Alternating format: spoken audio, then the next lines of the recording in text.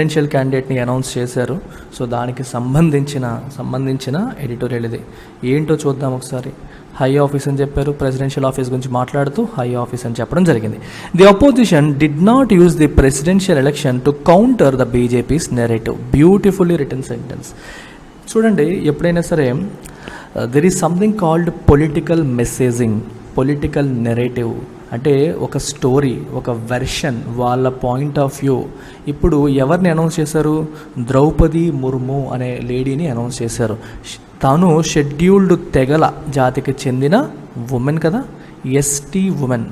ఒక ST ఉమెన్ని presidential క్యాండిడేట్గా announce చేయడం ద్వారా బీజేపీ ఏం చేసింది? క్లియర్ పొలిటికల్ మెసేజ్ పంపింది. పొలిటికల్ మెసేజ్ పంపింది అంటే అర్థం ఏమిటి? బీజేపీ అణగారిన వర్గాలకి కూడా ప్రాధాన్యం ఇస్తుంది. అగ్రవర్ణాల పార్టీ మాత్రమే కాదు, అన్ని వర్గాల్ని కలుపుకొని పోయే పార్టీ, అందరినీ ముందుకు తీసుకెళ్లే పార్టీ అనే ఒక మెసేజింగ్ దీని ద్వారా తెలిసింది. ఇంతకుముందు ఎవరున్నారు? ఎస్సీ రామ్నాథ్ కోవింద్ ఉన్నారు, దళితులైన. ఆయనకి సక్సీడ్ చేస్తూ ఇప్పుడు ఒక ఎస్టీ ఉమెన్ని 75th మనకి స్వతంత్రం వచ్చి 75 ఏళ్ళు నిండుతున్నాయి. సో ఈ టైంలో ఒక ఎస్టీ ఉమెన్ని ప్రెసిడెన్షియల్ క్యాండిడేట్గా అనౌన్స్ చేయడం ద్వారా it has scored some brownie points. మార్కులు కొట్టేసింది, జనాల్లో, ప్రజల్లో మార్కులు కొట్టేసింది. అది ఇక్కడ జరిగింది. అలాంటి బీజేపీ పొలిటికల్ మెసేజింగ్ని కౌంటర్ చేయడంలో ఈ అపోజిషన్ ఫెయిల్ అయింది. ఎందుకంటే అపోజిషన్ ఎవరిని అనౌన్స్ చేసింది? యశ్వంత్ సిన్హా ఎవరు? ఒకప్పటి బీజేపీ లీడర్. తర్వాత తనకు అడిగిన మినిస్ట్రీలు, తనకు కోరుకున్న పొజిషన్స్ రాలేదని చెప్పి మోదీని విమర్శిస్తూ బీజేపీ నుంచి బయటకు వచ్చేసిన వ్యక్తి. సో కాబట్టి అపోజిషన్ అనేది స్కోర్ చేయలేకపోయింది పాయింట్స్ని. ప్రెసిడెంట్ మంచి క్యాండిడేట్ని ఎన్నుకోవడం ద్వారా బీజేపీ చక్కగా మార్కులు కొట్టేసింది. అపోజిషన్ ఈ అవకాశాన్ని వినియోగించుకోలేకపోయింది అనేది ఇక్కడ ఈ స్టేట్మెంట్ యొక్క మీనింగ్. ఎందుకంటే కామన్ మ్యాన్ వచ్చేసి, అరే ఒక ఎస్టీ వర్గానికి చెందిన, ఒక వెనకబడిన వర్గానికి చెందిన ఒక మహిళని ఎన్నుకున్నారు అనేసరికి ఒక రకమైన ఫీలింగ్ వచ్చేస్తుంది. దాంట్లో ఉన్న పొలిటికల్ మెసేజింగ్ అర్థం కాదు మనకి, ఓకేనా? దాంట్లో ఉన్న స్టోరీ, వెనకాల స్టోరీ, ఆ నెరేటివ్ అనేది, నెరేటివ్ అంటే you can say it's a story. వెనకాల కథ ఏంటనేది చాలామందికి తెలియదు. దాన్ని కౌంటర్ చేయడంలో అపోజిషన్ ఫెయిల్ అయిందని చెప్పి చెప్తున్నారు. The BJP has stolen a march. Steal a march అంటే గెయిన్ అండ్ అడ్వాంటేజ్ అని అర్థం. It's an idiom. Steal a march అంటే gain advantage over the opposition పైన అడ్వాంటేజ్ గెయిన్ చేసింది. By naming Droupadi Murmu as its candidate for ప్రెసిడెంట్కి తనని క్యాండిడేట్గా announce చేయడం ద్వారా అపోజిషన్ పైన ఒక అడ్వాంటేజ్ని పొందింది.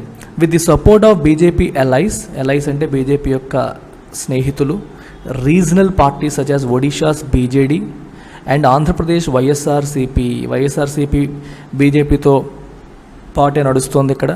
అండ్ ఒడిశాకు చెందిన బీజేడీ కూడా బీజేపీకి సపోర్ట్ చేస్తామని మాట ఇచ్చారు. కాబట్టి she is poised to win and become the first from a tribal community to occupy the highest office of the republic. The రిపబ్లిక్లో హైయెస్ట్ ఆఫీస్ అయిన ప్రెసిడెంట్ పదవిని ఆవిడ ఆక్యుపై చేస్తున్న మొట్టమొదటి ట్రైబల్ ఉమెన్ కాబోతున్నారు.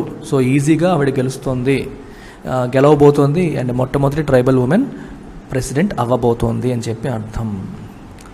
సో రిపబ్లిక్ అంటే మీనింగ్ అంటే a country with an elected head of the nation. అనే head of the nation if he is elected you call it republic. ఇప్పుడు ప్రెసిడెంట్ వారసత్వంగా వస్తుందా, ఎలక్షన్ ద్వారా, కాబట్టి republic India. The significance of her elevation is particularly pronounced in the 75th year of India's independence. ఇప్పుడు elevation అనేది అంటే ఆవిడిని elevate చేయడం, highest లెవెల్కి ఎలివేట్ చేయడం ఏదైతే ఉందో ఈజ్ పర్టిక్యులర్లీ ప్రొనౌన్స్డ్ అంటే ఇంకా ప్రస్ఫుటంగా కనిపిస్తుంది. ఎందుకంటే ఇది 75th ఇయర్ ఆఫ్ ఇండిపెండెన్స్ కాబట్టి. మీకు అర్థమవుతుందా? మామూలు రోజులు వేరు, ఇంకా ఎక్కువ నోటీసబుల్గా, ప్రొనౌన్స్డ్ అంటే బాగా నోటీసబుల్గా విజిబిలిటీ వస్తుంది. Because it is 75th year of India's independence. A tribal woman succeeding a Dalit in the highest office of the country is a remarkable testimony to the deepening of Indian democracy. ఒక tribal women ఒక దళిత్ని succeed చేయడం, అది కూడా రాష్ట్రపతి లాంటి పదవికి, అలా ఒక దళితుడి తర్వాత ఒక ట్రైబల్ ఉమెన్ రాష్ట్రపతి పదవిని అధిరోహించడం అనేది it's a remarkable testimony to the deepening of Indian democracy. అంటే ఇండియన్ డెమోక్రసీ అనేది ఎంతగా వేళ్ళూనుతోంది, అంటే ఎంతగా డీప్గా, అంటే డీప్ రూట్స్కి వెళ్తోంది అనే దానికి ఇది ఒక ప్రూఫ్ అని అర్థం అనమాట. ఇప్పుడు చూడండి, డెమోక్రసీ అనే పదం వినగానే ఇన్క్లూజివ్నెస్ అనేది రావాలి, పార్టిసిపేషన్ అనేది రావాలి, ప్రజలందరూ పార్టిసిపేట్ చేయాలి, అన్ని వర్గాలు, అన్ని కులాలు, అన్ని మతాలు అందరూ పార్టిసిపేట్ చేస్తేనే అది డెమోక్రసీ అవుతుంది. అలాంటిది ఇప్పుడు ఒక ఎస్టీ వర్గానికి చెందిన ఒక ఉమెన్ ప్రెసిడెంట్గా ఎలక్ట్ చేయబడుతోంది అనే విషయం మన డెమోక్రసీ చాలా డీపెన్ అవుతుంది. అంటే కొన్ని ప్రాంతాలు, కొన్ని వర్గాలు, కొంతమందికి పదవులు, అధికారాలు పరిమితం కాకుండా అన్ని వర్గాలకి, దట్టు అట్టడుగు అణగారిన వర్గాలకి కూడా అందుతోంది అనే విషయం అనేది డెమోక్రసీ స్ట్రెంగ్తన్ అవుతుందనే విషయాన్ని మనకి చెప్తోంది. Notwithstanding the disturbing signs of the mobilisation of subaltern communities for majoritarian politics. ఈ సెకండ్ సెంటెన్స్ చాలా చాలా ఇంపార్టెంట్. ఇది చాలామందికి అర్థం కాదు. ఆ ఫస్ట్ సెంటెన్స్ దగ్గరే మనం ఆగిపోయి మోదీ గారికి చప్పట్లు కొట్టేస్తూ ఉంటాం. ఇక్కడ నాట్ విత్ స్టాండింగ్ అనే పదం రాశారు. నాట్ విత్ స్టాండింగ్ అంటే అర్థం ఏంటి? Despite or in spite of. Notwithstanding అంటే ఇన్స్పైట్ ఆఫ్. ఏంటి in spite of? The disturbing signs of the mobilisation of subaltern communities. Subaltern అంటే అర్థం ఏంటి? సంథింగ్ ఆఫ్ లోవర్ స్టేటస్, అంటే లోవర్ స్టేటస్, సొసైటీలో కొంచెం లోవర్ స్టేటస్ అని చెప్పబడుతున్న కమ్యూనిటీస్ని కూడా వాళ్ళు మొబిలైజ్ చేస్తున్నారు, అంటే వాళ్ళ వైపు లాక్కుంటున్నారు. దేనికోసం? For majoritarian politics. Majoritarian politics అంటే అర్థం ఏంటి? అసలు మెజారిటేరియనిజం అంటే అర్థం ఏంటి? ఒక సొసైటీలో ఇప్పుడు మన దేశం ఉంది, మెజారిటీ, మైనారిటీ. బీజేపీ ఎటువంటి పాలిటిక్స్ అవలంబిస్తుంది? Majoritarian politics. మెజారిటేరియనిజం అంటే అర్థం ఏంటంటే ఏదైనా ఒక సొసైటీలో మెజారిటీకి కొంత ప్రైమసీ ఉండాలి, అంటే కంపేర్ టు మైనారిటీ మెజారిటీ చెప్పిన మాట చెల్లుబాటు అవ్వాలి. మైనారిటీ ఉండొచ్చు, ఉండకూడదని కాదు, కానీ మెజారిటీ మాటకి వాళ్ళకంటే కొంచెం ఎక్కువ విలువ ఉండాలి అనే భావజాలాన్ని మనం, ఐడియాలజీని మెజారిటేరియనిజం అంటాం. సో జనరల్గా ఏం చేస్తుందంటే బీజేపీ మెజారిటేరియన్ పాలిటిక్స్ అవలంబిస్తుంది, which means it tries to come at with policies which generally cater to majority. అంటే మెజారిటీ భావజాలానికి దగ్గరగా ఉన్న వాటికి అనుగుణంగా పాలసీస్ని తీసుకొస్తూ ఉంటుంది. అలాంటి మెజారిటేరియన్ పాలిటిక్స్ అవలంబిస్తుంది బీజేపీ. డెమోక్రసీలో అది మంచి పద్ధతి కాదు. డెమోక్రసీలో ఎందుకంటే చూడండి, ఇక్కడ చాలా క్రూషియల్ ఆస్పెక్ట్ మీకు చెప్తాను, చాలా చాలా ఇంపార్టెంట్ లింక్. ఇది మీరు జాగ్రత్తగా అంటే మెయిన్స్లో మీరు ఉపయోగించగలుగుతారు. ఇప్పుడు డెమోక్రసీలో ప్రతిదీ కూడా దేని ద్వారా నిర్ణయం అవుతుంది? By vote. మరి ఓటు వేసినప్పుడు ఎలా డిసైడ్ చేస్తారు? By majority vote. అంటే మెజారిటీ దేనికి ఓటు వేస్తున్నారో అది చెల్లుతుంది అంటాం. అంటే ఒకళ్ళు ఏదో చెప్పారనో, వాళ్ళ రాజుగారి కొడుకు ఇప్పుడు నెక్స్ట్ వీటి రాజు అయిపోతాడనో, మోదీ గారి కొడుకు ఉంటే మోదీ గారి నెక్స్ట్ ఆ మోదీ గారి అబ్బాయి నెక్స్ట్ ప్రధానమంత్రిని అలా ఉండకుండా ఏదైనా సరే ఎలక్షన్స్ ద్వారా, ఓట్ల ద్వారా డిసైడ్ చేస్తారు. మరి ఓట్ల ద్వారా డిసైడ్ చేసినప్పుడు ఎక్కువ ఓట్లు వచ్చిన వాళ్ళకి వస్తుందా, తక్కువ ఓట్లు వచ్చిన వాళ్ళకి వస్తుందా? ఎక్కువ ఓట్లు, అంటే మెజారిటీ ఓట్లు. ప్రాబ్లం ఎక్కడ వస్తుందంటే డెమోక్రసీలో ఒక చిన్న సమస్య ఉంది. ఎందుకంటే మీరు ఏ దేశమైనా తీసుకోండి, ఎవరో ఒకరు మెజారిటీ ఉంటారు. ఫర్ ఎగ్జాంపుల్ ఇండియా తీసుకుంటే హిందూస్ మెజారిటీ అండ్ వీళ్ళు మైనారిటీస్, ముస్లిమ్స్, మిగిలిన వాళ్ళందరూ కలిపి మైనారిటీస్ అని చెప్పి మనం అంటాం. సో ఏదైనా ఓటు వేస్తారనుకోండి, మెజారిటీ ఎవరు ఉన్నారు? హిందూస్. సో జనరల్గా హిందువులకి ఎక్కువ ఓట్లు ఉన్నాయి కాబట్టి వాళ్ళు ఎలక్షన్స్ని కావచ్చు, డిఫరెంట్ ఆస్పెక్ట్స్ని కావచ్చు, వాళ్ళు ఇన్ఫ్లుయెన్స్ చేసే అవకాశం ఉంటుంది. That is the problem with democracy. డెమోక్రసీలో ఉన్న ఒక మైనస్ ఇది. అంటే మెజారిటీయే అన్నిటినీ డిసైడ్ చేసే అవకాశం ఉంటుంది, మైనారిటీ రైట్స్ని తొక్కేసే పరిస్థితులు ఉంటాయి అనేది డెమోక్రాటిక్ సిస్టమ్స్లో ఉన్న ఒక మైనస్. ఈ మైనస్ని ప్రొటెక్ట్ చేయడం కోసమే జనరల్గా డెమోక్రసీస్లో మైనారిటీస్కి ప్రొటెక్షన్స్ పెడతారు. మైనారిటీస్కి ఇప్పుడు మన కాన్స్టిట్యూషన్ తీసుకున్న మైనారిటీస్ కోసం కొన్ని ఆర్టికల్స్, లింగ్విస్టిక్ మైనారిటీస్ కోసం, రిలీజియస్ మైనారిటీస్ కోసం వాళ్ళ కల్చర్ని, వాళ్ళ రిలీజియన్స్ని కూడా మనం ప్రొటెక్ట్ చేయాల్సిన అవసరం ఉందని చెప్పి కొన్ని ప్రొటెక్షన్స్ ఇవ్వడం, వాళ్ళ మాటకి కూడా గౌరవం ఇవ్వాలని చెప్పడం ఇట్లా జరుగుతుంటాయి. So A true democracy doesn't always go by majority, అంటే మెజారిటీ వ్యూస్కి తగ్గట్టుగా వెళ్ళిపోదు. మైనారిటీతో కూడా సంప్రదింపులు చేస్తూ వాళ్ళ ఆలోచనని, వాళ్ళ వ్యూస్ని కూడా పరిగణనలోకి తీసుకుంటుంది. బట్ మన దేశంలో బీజేపీ అవలంబిస్తున్న మెజారిటేరియన్ పాలిటిక్స్లో ఇది వీళ్ళు కొంచెం సైడ్ లైన్ అయిపోతున్నారు, వీళ్ళని పట్టించుకోవట్లేదు అనే భావం అనేది ఉంది. ఈ మెజారిటేరియన్ పాలిటిక్స్లో ఇంకా ఓట్ బ్యాంక్ని తన వైపు రప్పించుకునే ప్రయత్నంలో భాగంగా హిందువుల్లో వెనకబడిన వర్గాలు లేదా బాగా అణగారిన వర్గాలుగా భావించబడుతున్న ఎస్సీ ఎస్టీ కమ్యూనిటీస్ని కూడా తన వైపు మొబిలైజ్ చేసుకునే ప్రయత్నం బీజేపీ ఇప్పుడు చేస్తోంది అని అర్థం. బీజేపీకి మొదటి నుంచి అగ్రవర్ణాల పార్టీ అనే పేరు, ఎక్కువగా బ్రాహ్మిన్సే లీడ్ చేసేవాళ్ళు. మోదీ గారు బీసీ నేత ప్రధానమంత్రి అయ్యారు అని చెప్పి కొంతవరకు కింద లెవెల్కి వచ్చింది. ఇప్పుడు ఇంకా కిందకంటే so they are expanding their base. వాళ్ళకి సపోర్ట్ చేసే ఓటర్ యొక్క బేస్ని వాళ్ళు ఫర్దర్ అగ్రవర్ణాల నుంచి బీసీలకు వచ్చి, బీసీల నుంచి ఇప్పుడు ఎస్సీ ఎస్టీ కమ్యూనిటీస్ కూడా వాళ్ళ బేస్ని పెంచుకునే పరిస్థితికి వచ్చారు. ఒకప్పుడు ఎస్సీలు, ఎస్టీలు అండ్ ముస్లిమ్స్, ఈ కమ్యూనిటీస్ జనరల్గా కాంగ్రెస్ పట్ల ఉండేవి. కాంగ్రెస్ మైనారిటీ పక్షపాతి అని చెప్పి ఒక రకమైన పేరు ఉండేది. దాన్ని కూడా ఎప్పుడు డైల్యూట్ చేస్తూ బీజేపీ తన ఓట్ బ్యాంక్ని ఎక్స్పాండ్ చేస్తూ వెళ్తోంది అనేది ఇక్కడ మనకి కనిపిస్తుంది అనమాట. సో ఇక్కడ ఎందుకు రాశారు, not with standing the disturbing science. ఇక్కడ పొలిటికల్ మెసేజింగ్ ఎలా ఉందో మనకి చూడగానే అరే ఎంత మంచి పని చేశారు మోదీ గారు అని కనిపిస్తుంది. కానీ దీని వెనకాల ఉన్న ఆలోచన ఏంటి, వాళ్ళందరినీ తన వైపు మొబిలైజ్ చేసుకోవాలి. పోనీ మొబిలైజ్ చేసిన తర్వాత ఏమైనా మైనారిటీస్ని పట్టించుకుని ఇన్క్లూజివ్గా వెళ్తారంటే పట్టించుకోరు, మెజారిటేరియన్ పాలిటిక్స్కి వాడుకుంటారు. ఇక్కడ ప్రాబ్లం ఏంటంటే వెనకబడిన వర్గాల్ని, మైనారిటీస్ని మనం ఓట్ బ్యాంక్ బిల్డ్ చేసుకోవడానికి ఉపయోగించుకోగలుగుతున్నాం. కానీ రేపు పొద్దున పాలసీస్ ఫామ్ చేసినప్పుడు, ప్రభుత్వ విధానాలు తీసుకొచ్చినప్పుడు వాళ్ళని ఎంతవరకు ఇన్క్లూజివ్గా వెళ్తున్నామనేది చూడాలి. అంటే వాళ్ళని కలుపుకొని పాలసీస్ ఫామ్ చేస్తున్నారా, వాళ్ళ ఒపీనియన్స్ని పరిగణలోకి తీసుకొని చేస్తున్నారా, లేకపోతే మెజారిటేరియన్ పాలిటిక్స్కి వెళ్తున్నారంటే ఎక్కువగా మెజారిటేరియన్ పాలిటిక్స్కి వెళ్తున్నారనేది బీజేపీ పైన ఉన్న విమర్శ అనమాట. ఆ పాయింట్ ఇక్కడ రాశారు. మిస్ మోము, ఇక్కడ ఎంఎస్ అంటే అర్థం అంటే అక్కడ మిస్సెసా అనేది తెలియనప్పుడు, మామూలుగా అన్మ్యారీడ్ గర్ల్ అని చెప్పినప్పుడు ఎంఐఎస్ఎస్ మిస్ అని రాస్తారు, మ్యారీడ్ అని చెప్పినప్పుడు ఎంఆర్ఎస్ అని రాసేస్తాం. ఇలా కాకుండా ఎంఎస్ డాట్ పెట్టినప్పుడు అంటే we are not bothered about it, అంటే దాని గురించి మనం చెప్పట్లేదు. ఆవిడ మిస్సెస్ అని కాదు, ఒక ఉమెన్ అనేది ఇంపార్టెంట్. లేకపోతే వాళ్ళ మ్యారిటల్ స్టేటస్ పైన అవగాహన లేనప్పుడు, తెలియనప్పుడు కూడా వాడతారు. ఏం తెలియనప్పుడు కూడా మనం మిస్ తెలియనప్పుడు ఇలా పెట్టేస్తారన్నమాట, ఎంఎస్ డాట్ పెట్టేస్తారు. She will be the second women to hold the highest office. ఇంతకుముందు ఎవరు, Pratibha Patil. After Pratibha Patil and at 64 she will be the youngest president in the country's history. మన దేశ చరిత్రలోనే యంగెస్ట్ ప్రెసిడెంట్. చూడండి, first tribal women and youngest president కూడా Draupadi Murmu అవ్వబోతున్నారు.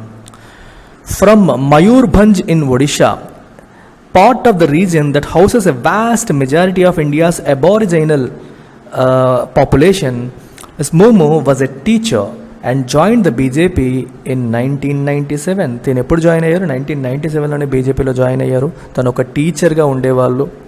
And ఎక్కడి నుంచి వచ్చారు, మయూర్భంజ్ అనే ప్లేస్, ఒడిశాలో మయూర్భంజ్ అనే ప్లేస్. అక్కడ చాలామంది ఇండియాస్ అబారిజినల్ పాపులేషన్. అబారిజినల్ అంటే ఎప్పటి నుంచో అక్కడే ఉంటున్న, అంటే అదే ప్రాంతానికి ఒరిజినల్గా చెందిన, ఇండైజినస్ అంటాం, అబారిజినల్ అంటాం, నేటివ్ అని అర్థం అనమాట. ఎప్పటి నుంచో అక్కడే ఉంటున్న తెగలు కొన్ని అక్కడ ఉన్నాయి.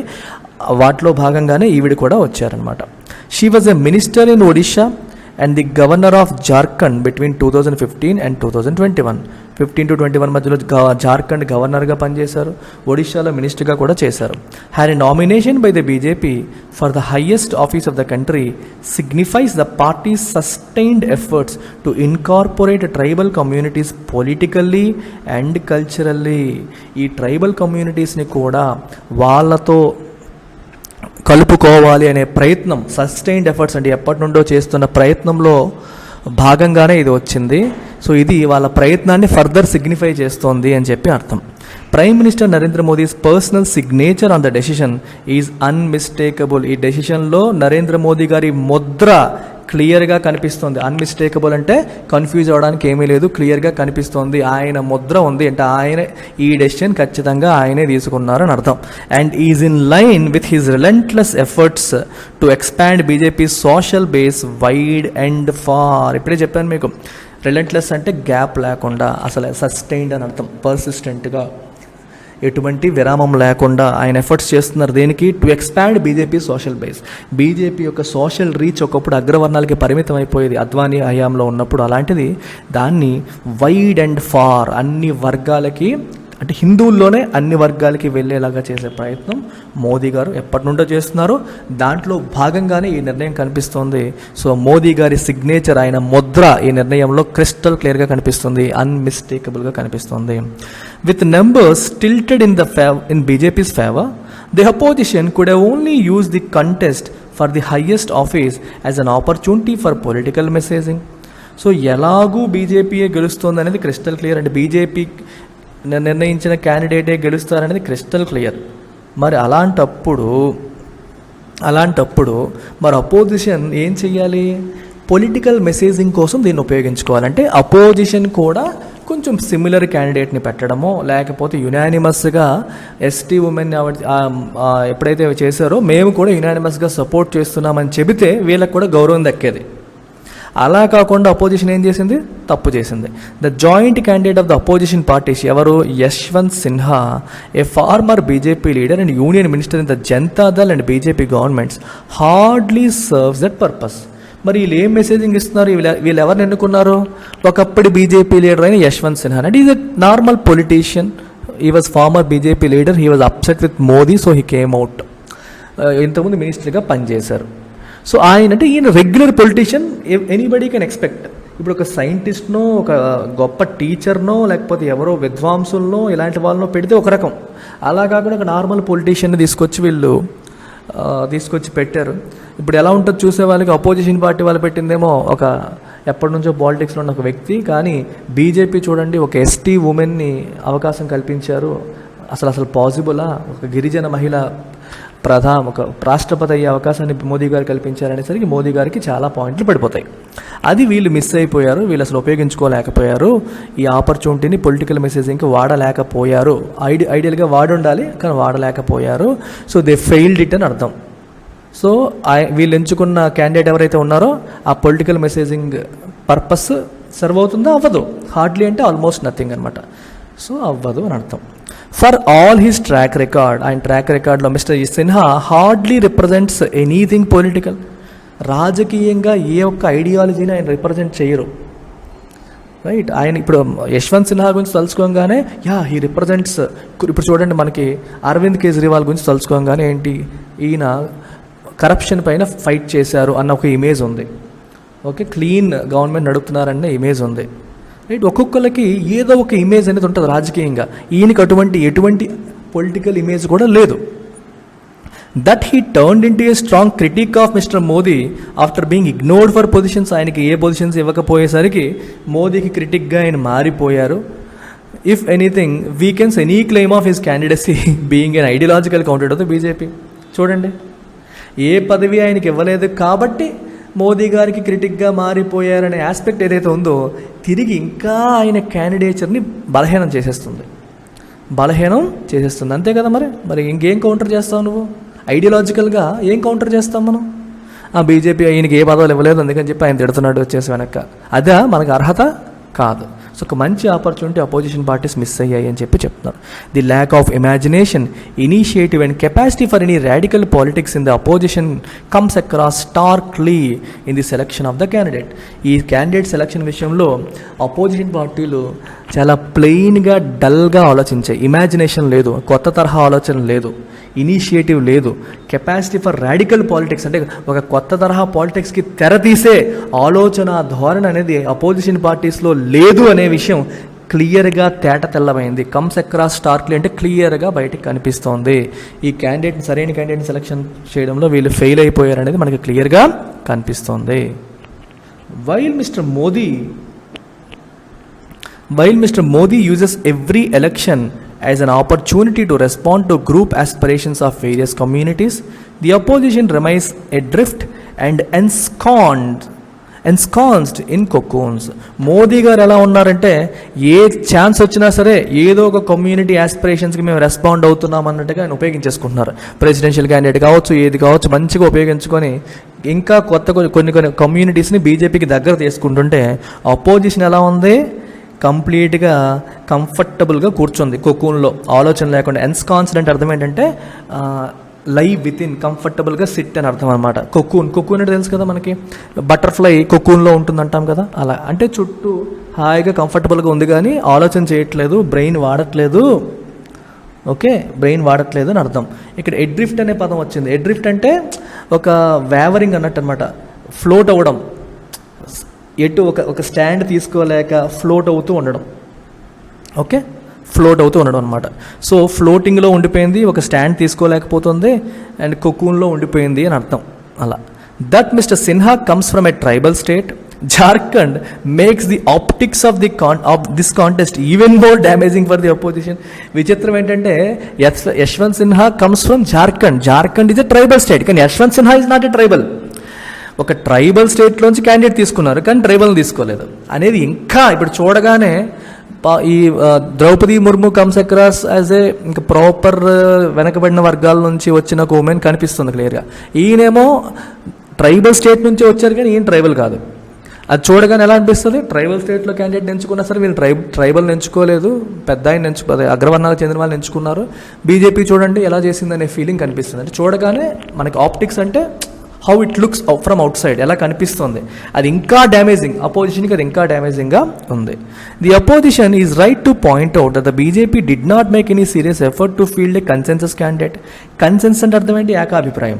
సరే కూర్చొని మాట్లాడుకుందాము, మీరు మరి పోటీ పెట్టకండి, మేము పలానా ద్రౌపది ముర్మును పెడుతున్నాము, మీరు కూడా ఏకాభిప్రాయంతో రండి అని బీజేపీ మమ్మల్ని రీచ్ అవుట్ అవ్వలేదు, అలా అడుగుంటే మేము కూడా ఒప్పుకునే వాళ్ళమని అపోజిషన్ అంటోంది. అపోజిషన్ ఏమంటుంది, మమ్మల్ని అడుగుంటే సరే ఒక ఎస్టీ ఉమెన్ చేస్తున్నాము సపోర్ట్ చేయండి అని అడిగితే మేము చెప్పేవాళ్ళమేమో, మమ్మల్ని అలా అడగలేదు, వాళ్ళు సీరియస్గా ఎఫర్ట్ పెట్టదని అపోజిషన్ పాయింట్అవుట్ చేస్తుంది. కరెక్టే, కానీ excusing its own limitations by blaming the BJP self defeating. నువ్వు చేసిన తప్పులు నువ్వు వదిలేసి నీ యొక్క వీక్నెస్లు నువ్వు ఎక్స్క్యూజ్ చేసేసుకొని బీజేపీని బ్లేమ్ చేయడం వల్ల ఏంటి ఉపయోగం, సెల్ఫ్ డిఫీటింగ్, నీకే నష్టం, అది ఎటువంటి ఉపయోగం మీకు లేదు. మీరు ఎవరిని బ్లేమ్ చేసినా ఏం చేసినా common man perspective, common man ఎలా చూస్తున్నాడు అనేది ఇంపార్టెంట్. కామన్ మ్యాన్కి దృష్టిలో మోదీ ఇంకా పెద్ద హీరో అయిపోయారు ఇప్పుడు. అదే this turned out to be yet another missed opportunity for the opposition to construct a counter narrative to the BJP. బీజేపీకి ఒక కౌంటర్ నెరేటివ్ని బిల్డ్ చేయడంలో ఇదొక ఆపర్చునిటీ, దీన్ని మిస్ అయిపోయింది. ఓకే, నెరేటివ్ అంటే ఒక స్టోరీ లాగా అనమాట. అంటే బీజేపీ ఏ కథతో వస్తుందో, ఇది మా పద్ధతి, ఇది మా ఐడియాలజీ, ఇది మా అప్రోచ్ అనే ఏ మెసేజింగ్తో వస్తుందో దాన్ని కౌంటర్ చేయడంలో అపోజిషన్ ఇంకోసారి ఫెయిల్ అయిపోయింది. Okay, which is inclusive in it's messaging in instances such as this, while not giving up its pursuit of an exclusivist politics. Very very beautifully written conclusion. So BJP ఎలా ఉందంటే political మెసేజింగ్లో ఇంక్లూజివ్గా ఉంది. అంటే ఇట్లాంటి ఇక్కడ చూడండి, ఇక్కడ messaging అనే పదాన్ని మీరు జాగ్రత్తగా వినాలి. రాజకీయ సంకేతం ఎటువంటి సంకేతాలను ఇస్తుంది, ఎటువంటి సంకేతాలు ఇస్తుంది, by naming an ST woman as the presidential candidate. అది ఎటువంటి సంకేతాలను ఇస్తుంది మనకి, బీజేపీ అన్ని వర్గాలని చూసుకునే మంచి పార్టీ, అందరినీ చూసుకుంటుంది, అట్టడుగు వర్గాలని కూడా ఇంపార్టెన్స్ ఇస్తుంది అనే పొలిటికల్ మెసేజింగ్ వస్తుంది. బట్ ఇన్ రియాలిటీ బీజేపీ ఎటువంటి పాలిటిక్స్ ఫాలో అవుతుంది, ఎక్స్క్లూజివిస్ట్ పాలిటిక్స్. ఇన్క్లూజివ్ కాదు, ఎక్స్క్లూజివిస్ట్ అంటే తన పొలిటికల్ ఫిలాసఫీలో, తన పాలిటిక్స్లో కొన్ని వర్గాల్ని వదిలేయడం, అంటే అన్ని వర్గాల్ని కలుపుకొని వెళ్ళకపోవడం, అంటే ఇట్లాంటి వాటిలో చేస్తుంది. కానీ పాలసీస్ విషయంలో, చట్టాలు చేసేటప్పుడు, డిఫరెంట్ పాలసీస్ తీసుకొచ్చేటప్పుడు ఇన్క్లూజివ్గా ఉండట్లేదు, మైనారిటీస్ని వదిలేస్తుంది అనే ఒక అపప్రథ బీజేపీకి ఉండిపోయింది, ఒక చెడ్డ పేరు అనేది ఉండిపోయింది. సో ఇక్కడ అందుకే రాశారు, while not giving up it's pursuit అంటే అన్వేషణ, ఫాలో అవ్వడం. దేని ఫాలో అవ్వడం, ఎక్స్క్లూజివిస్ట్ పాలిటిక్స్ని ఫాలో అయ్యే ప్రయత్నం బీజేపీ ఆపట్లేదు. రియాలిటీకి వచ్చేసరికి ఏమీ చేయట్లేదు, కానీ మెసేజింగ్ మాత్రం ఇలా జరుగుతుంది. అండ్ జనాలు దాన్ని చూసి మోదీ గారిని లేదా బీజేపీని ఇంకా ఇంకా ఇష్టపడుతున్నారు అనేది ఇక్కడ ప్రాబ్లం. ఈ ఎడిటోరియల్లో హిందూవాడి బాధ కనిపిస్తుంది. అరే అరే అరే మంచి ఛాన్స్, వీళ్ళందరూ మిస్ అయిపోయారు, బీజేపీ ఏమో చక్కగా తెలివిగా ప్రవర్తిస్తుంది, వీళ్ళేమో పిచ్చల్లా ఉన్నారు అని చెప్పి హిందూ ఎడిటోరియల్ బాధపడుతూ చెప్తోంది. దీంట్లో నిజం లేకపోలేదు, సో చాలా వరకు నిజం అనేది ఉంది. సో బీజేపీ యొక్క ప్రధానమైన స్ట్రెంగ్త్ ఏంటంటే అపోజిషనే వాళ్ళ స్ట్రెంగ్త్. సరైన అపోజిషన్ లేకపోవడమే మోదీ గారి బలం. మోదీ గారి బలం ఎవరు? రాహుల్ గాంధీయే మోదీ గారి బలం. That's it. Take care. Bye.